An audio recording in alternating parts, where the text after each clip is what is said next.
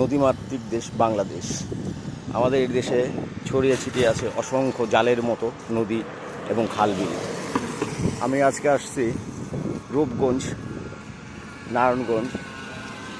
এটা হচ্ছে গাজী ব্রিজের উপরে। আমি ওয়েদারটাও আজকে সুন্দর এবং নদীটাও অনেক সুন্দর, কিন্তু এই নদীর সৌন্দর্যটা আস্তে আস্তে নষ্ট হয়ে যাচ্ছে আমার মতে। কেননা দুই পাশে গড়ে উঠতেছে অনেক কংক্রিট এবং পাথর ব্যবসায়ীদের ব্যবসা।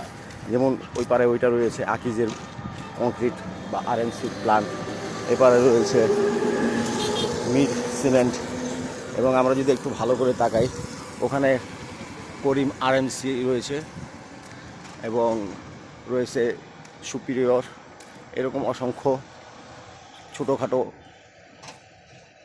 ছোট বড় অনেক অসংখ্য আরএমসি গড়ে উঠছে এখানে পাথর ব্যবসায়ীদের, যার জন্য নদীর সৌন্দর্য আজ ধীরে ধীরে হারাচ্ছে।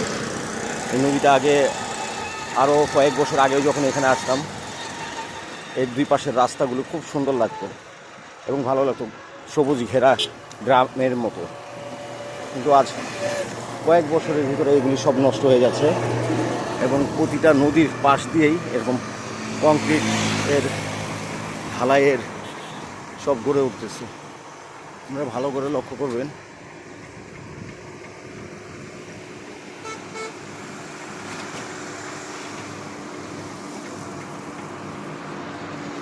বড় বড় ট্রেন এবং আরএমসি মিক্সচারগুলি এখানে রয়েছে। ধন্যবাদ সকলকে।